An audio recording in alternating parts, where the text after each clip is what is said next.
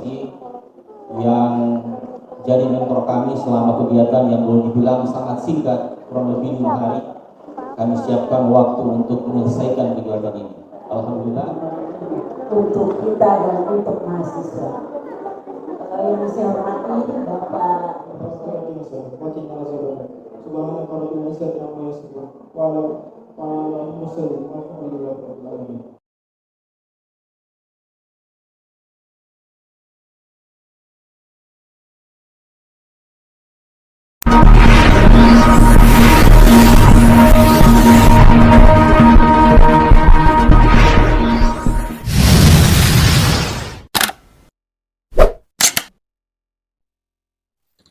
istilahnya kalau dulu ketika kami kuliah, andalan kami gitu ya, tentang otonomi daerah, Profesor Muhammad Riaz Rasyid, MABSD, karena kami ini lahir di era di mana beliau memberikan warna yang sangat luar biasa terkait dengan otonomi daerah.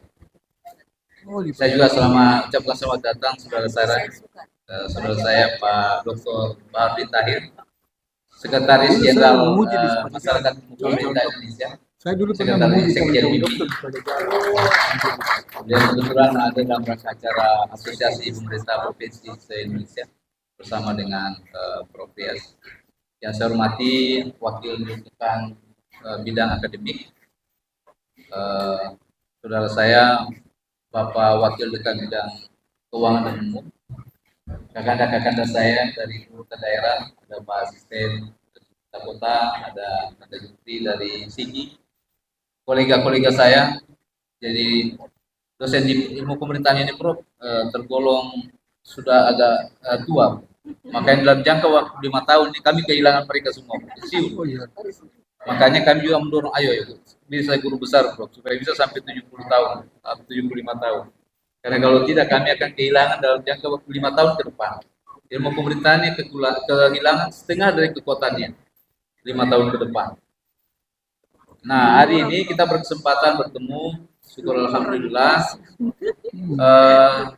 Ini istilahnya sebenarnya pembajakan. Pembajakan. Jadi kalau pembajakan, orang yang membajak dengan yang mau dibajak kebetulan ada hubungannya. Nah, inilah ya kira-kira yang menyebabkan kejadian hari ini. Ketika mengetahui ayahanda kami Prof. Riaz ada agenda di Palu, maka kami menangis lah minta waktu beliau supaya berkenan hadir di Universitas Tadulako. Tentu saja kita rindu terhadap konstruksi pemikiran beliau yang sudah dicanangkan sesuai dengan undang-undang yang pertama yang digagas oleh beliau. Kemudian mengalami pengikisan sedikit demi sedikit, kira-kira seperti itu sampai hari ini. Dan beliau masih ada bersama kita sehingga mungkin ada sebuah kerangka pemikiran dari beliau yang akan beliau kemukakan. Sebenarnya apa problem Indonesia ini? Sehingga sebuah kerangka yang sudah sangat bagus di era awal reformasi itu nampaknya tidak terkait dengan sangat baik dalam perkembangannya. Nah, makanya teman-teman di ilmu pemerintahan memberi buku ini adaptif dan kolaboratif. Adaptif dalam pengertian bahwa adakah adaptasi yang salah dalam konstruksi regulasi yang ada saat ini dan seberapa kolaboratif kita sesungguhnya dalam mewujudkan cita-cita dan tujuan dari otonomi daerah.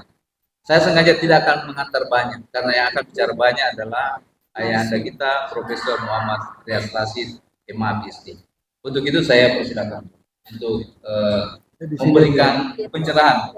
Ini anak-anak ilmu pemerintahan dan yang peminat ilmu pemerintahan. Silakan Prof. Bismillahirrahmanirrahim. Assalamualaikum warahmatullahi wabarakatuh. Waalaikumsalam. Salam sejahtera pada ibu dan bapak sekalian. Alhamdulillah kita bisa bertemu hari ini setelah sekian puluh tahun saya tidak ke kampus ini. Saya bilang tadi sama beliau ini, saya itu ke Tadulako terakhir zamannya Pak Matulada. Ya, karena itu saja yang ada kesempatan untuk ke kampus. Selebihnya saya cuma habis di kantor gubernur. Gitu. hari ini alhamdulillah bisa ke kampus lagi. Dan saya mau bilang terus terang, ini pertama kali saya datang untuk kuliah umum dengan upacara yang seperti ini. Luar biasa sebenarnya ini. Ya. Pakai tari-tarian, pakai Indonesia Raya segala kan.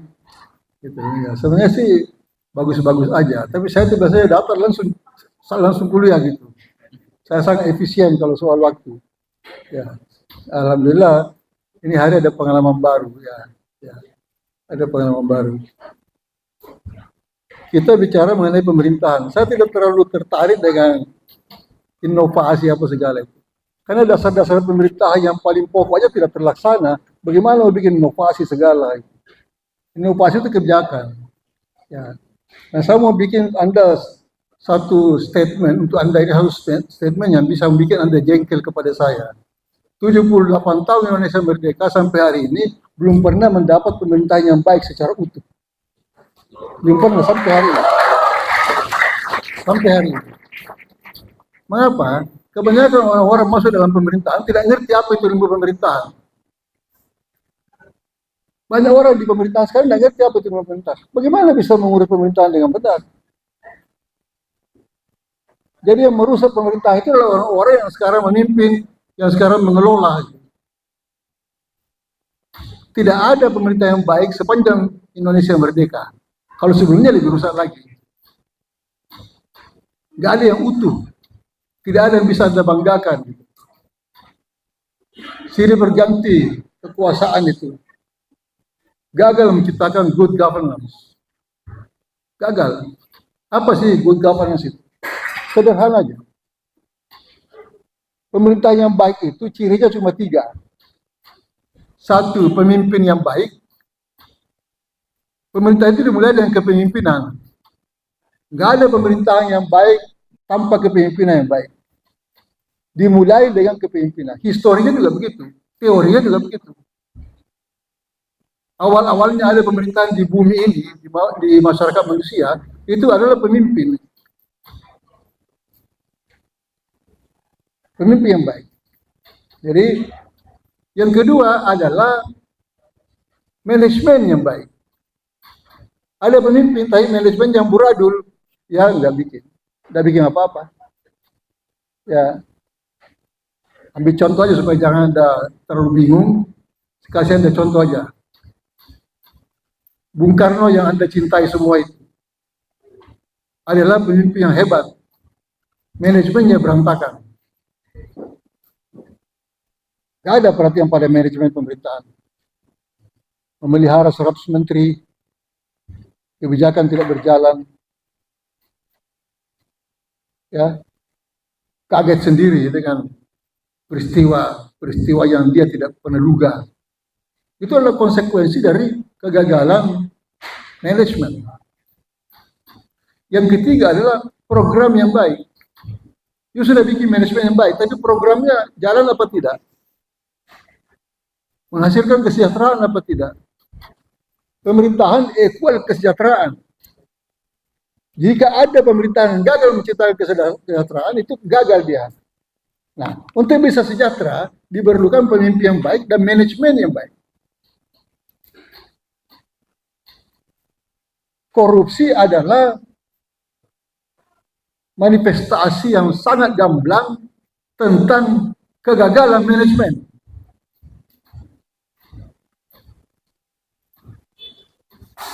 Jadi korupsi itu adalah resultante dari kegagalan manajemen atau sakitnya manajemen.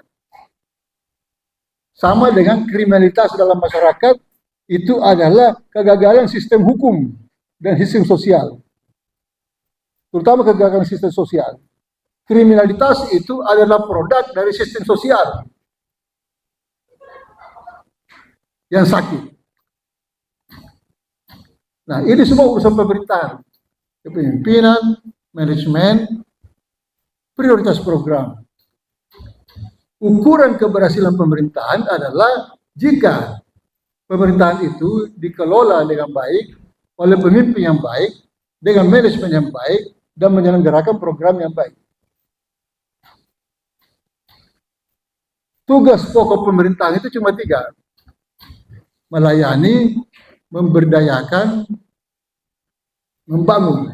Itu ada dalam buku saya. Dulu saya punya buku kecil tentang makna pemerintahan. Itu saya jelaskan. Pemerintahan itu tugasnya melayani. Apa tujuannya? Supaya dia menghasilkan keadilan. Hanya pemerintahan yang bisa menciptakan keadilan melalui pelayanan-pelayanan yang baik dan adil. Mendapatkan pendidikan itu adil. Setiap orang berkesempatan yang sama mendapatkan layanan listrik yang baik, itu adil. Air bersih yang baik, rumah sakit yang baik. Sebutkan aja semua layanan-layanan publik. Itu tugas pemerintah. Transportasi yang baik, membangun jembatan, itu tugas pemerintah. Tidak ada itu swasta disuruh membangun jembatan atas ini, lalu dia menarik tol dari situ. Tidak betul itu. Termasuk sebenarnya jalan-jalan tol itu. Jalan-jalan tol itu adalah satu kekeliruan jika diserahkan kepada swasta, lalu dia memungut bayaran sepanjang masa. Tidak boleh itu. Dia bisa mengambil kembali melalui bayaran itu sampai modalnya kembali dengan keuntungan tertentu. Sudah itu harus free. Harus free. Karena itu layanan publik. Jalan itu layanan publik, bukan milik swasta. Karena negara belum bisa membangun, maka dikontrakkanlah kepada swasta, dalam masa tertentu dia menerima bayaran uang tol, setelah itu dia harus free. Dikembalikan kepada negara. Begitu. Kalau pelayanan yang benar. Mengapa negara harus mensubsidi semua? Karena dia punya tugas itu.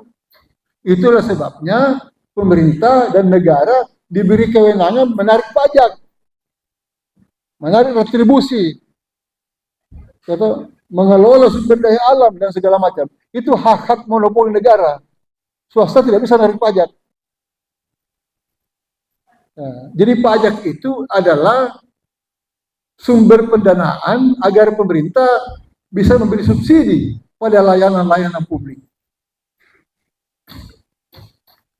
Itu tugas negara. Tugas negara membangun fasilitas umum, bukan membangun patung-patung. Itu berhala semua. Jadi kalau ada orang bangun patung, menghabiskan APBN, APBD, harus dilawan itu. Tidak ada manfaatnya buat masyarakat. Kalau orang Bali percaya begini, patung itu dibangun supaya roh-roh yang menurut mereka, jiwa-jiwa yang liar itu masuk ke sana. Dia pikir itu badannya. Jadi dalam rangka mengamankan masyarakat. Itu juga bisa. Tapi itu hanya berlaku di Bali. Jadi jangan memberhalakan manusia. Ya, dibangun patung-patung, sebentar-sebentar patung. Itu memalukan sebenarnya. Yang harus diurus itu kehidupan rakyat. Ya. Monumen-monumen kalau diperlukan bisa untuk mengenang sesuatu peristiwa. Bisa. Tapi jangan berlebihan. Jangan berlebihan. Itu satu bagian dari layanan publik. Bagaimana dana negara itu dihemat sedemikian rupa sehingga yang tersisa itu bisa dipakai untuk sebesar-besar layanan publik bagi kesejahteraan mereka.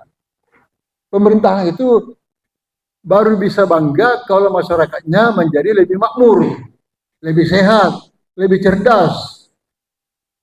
Jangan bilang lebih pintar, lebih apa itu, jangan lebih miskin mereka.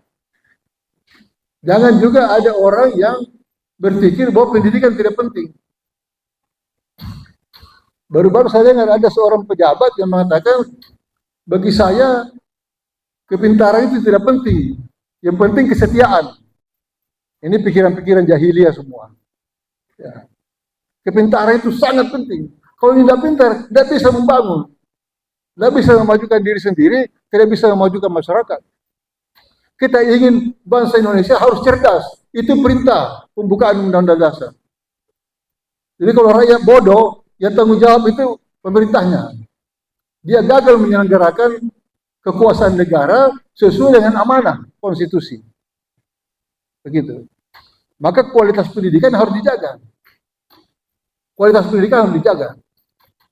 Gak boleh ada orang terima ijazah tanpa pengetahuan yang cukup. Ya, tidak boleh. Jadi faktor pendidikan untuk kecerdasan itu adalah tugas pokok negara dalam bentuk pelayanan. Pelayanan. Apa yang kedua? Yang kedua adalah pemberdayaan. Yang kedua pemberdayaan. Itu tugas negara. Bagaimana mengoptimalkan kapasitas masyarakat secara kolektif maupun individual untuk bisa membangun dirinya sendiri dan mensejahterakan dirinya sendiri. Bukan sekedar subsidi. Subsidi itu adalah tahap pertama. Tahap berikutnya tidak perlu subsidi, tapi pemberdayaan. Artinya, pemberdayaan itu penciptaan suatu kondisi di mana masyarakat bebas mengembangkan kemampuannya sendiri. Caranya, bikin aturan-aturan yang tidak menghambat. Caranya, bikin suasana yang aman sehingga orang tidak takut mengembangkan kreativitas mereka. Caranya, bikin aturan-aturan yang membuat masyarakat punya akses pada sumber-sumber keuangan, sumber-sumber pendapatan, ya, dan juga sumber-sumber untuk mencapai kesejahteraan. Begitu. Nah, salah satu kesalahan pemerintahan sekarang itu adalah ketika otonomi daerah kita luncurkan pada tahun 99, kita menyerahkan semua sektor pertambangan ke daerah kecuali minyak dan gas. Belakangan ditarik kembali. Ini namanya resentralisasi. Ini pengkhianatan sebenarnya. Pengkhianatan terhadap prinsip good governance, yaitu menarik kembali kekuasaan yang sudah pernah diberikan. Itu kan ibaratnya tidak percaya pada pemerintah daerah. Jika kepercayaan yang pernah diberikan ditarik kembali, berarti Anda tidak dipercaya. Sekarang saya mau tanya Anda, bagaimana bisa satu pemerintahan ya punya harga diri jika terhadap anak buahnya sendiri dia tidak percaya? Masa pemerintah pusat tidak percaya pada gubernur, tidak percaya pada bupati? Itu kan simbol ketidakpercayaan. Jadi resentralisasi itu adalah pengkhianatan terhadap praktis good governance. Seharusnya kalau dia mampu disupervisi, difasilitasi supaya dia mampu. Jangan kasih kesempatan, sudah itu dibuat dia gagal, lalu ada alasan menarik kembali.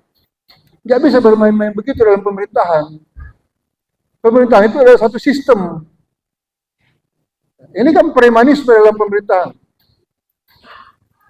Itu semua terjadi setelah saya keluar meninggalkan pemerintahan. Mereka semaunya bikin itu. Kalau saya di dalam, saya lawan. Gak bisa itu sesuatu kepercayaan sudah diberikan terus ditarik kembali. Itu urusan pasir dan batu kali. Ya, dari dulu kan itu di kabupaten. Ya, sebelum Orde Baru pun itu sudah di kabupaten.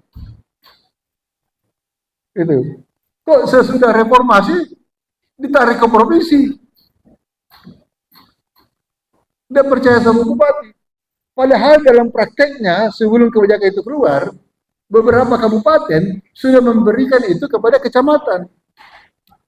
Coba periksa di Sulawesi Tengah mungkin itu ada juga begitu. Sudah itu urusan pasir, batu kerikil sudah diserahkan ke kecamatan.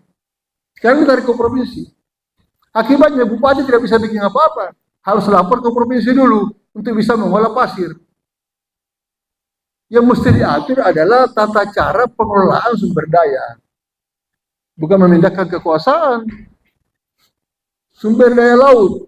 Dulu saya berikan 5 mil untuk kabupaten, 12 mil untuk provinsi. Supaya bupati, wali kota, gubernur bisa memanfaatkan itu sumber daya laut sebaik-baiknya untuk kesejahteraan masyarakat. Ditarik semua. Sekarang kalau ada yang bom ikan, bupati tidak bisa larang. Dia tidak punya kewenangan. Tarik semua ke pusat. Hutan produksi. Hutan produksi dulu itu kencang sekali. Saya punya lobby dengan Menteri Kehutanan untuk bisa menarik itu ke daerah. Menempatkan ke daerah. Saya tegang-tegangan dengan Nur Mahmudi waktu itu, Menteri Kehutanan. Saya bilang kalau you tidak kasih ini, saya bakar semua kantor kehutanan di daerah. Saya ancam begitu, udah keras saya. Akhirnya dia setuju. Hutan produksi dikelola oleh kabupaten. Sekarang ditarik semua. Jadi bentuk-bentuk kebijakan seperti ini menggambarkan betapa rendahnya budaya pemerintahan kita. Dan tanpa konsultasi. Ini kan paling cilaka ini. Tanpa konsultasi. Jadi itu pemerintah pusat menghina pemerintah daerah sendiri.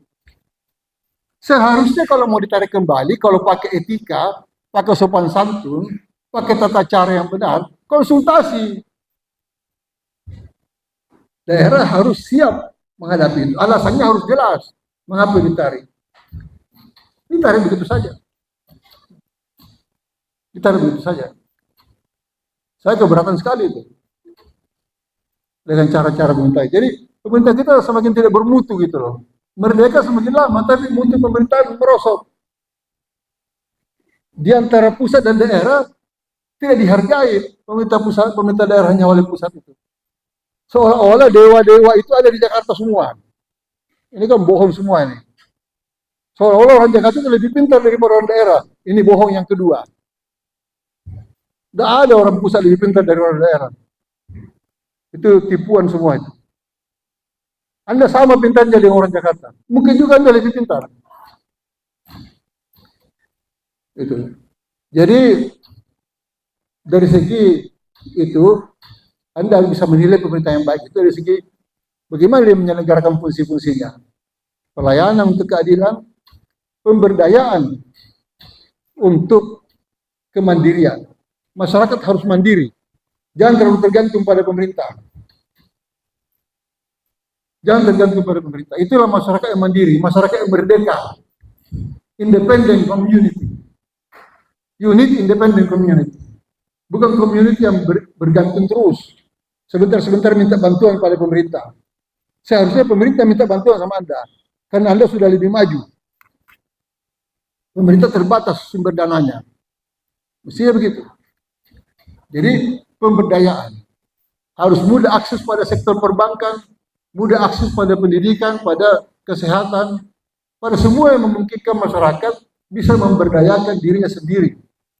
Itulah kebanggaan negara. Jika masyarakatnya semakin mandiri, tidak tergantung, bisa berkreasi, bisa memaksimalkan daya cipta mereka, berkreasi, menciptakan apalah, lapangan kerja sendiri dan sebagainya. Itu pemberdayaan. Pemerintah tidak perlu kerja keras, menyiapkan kondisi saja, situasi yang aman, ya, kondisi perekonomian yang menggairahkan pemberdayaan. Ya. Yang ketiga, baru pembangunan. Pembangunan itu tugas baru dari pemerintahan. Aslinya tidak ada tugas pembangunan. Tidak ada itu pemerintah wajib membangun. Dengan pemberdayaan itu sebenarnya secara teori masyarakat membangun dirinya sendiri. Coba perhatikan itu negara-negara maju. Itu bukan pemerintahnya yang membangun. Itu masyarakatnya yang membangun. Kita itu dipaksa oleh situasi, negara dan pemerintah harus mengambil inisiatif sebagai pihak yang membangun. Karena apa? Karena sesudah Perang Dunia Kedua, hampir semua negara-negara yang mau merdeka itu tidak punya kemampuan membangun dirinya sendiri.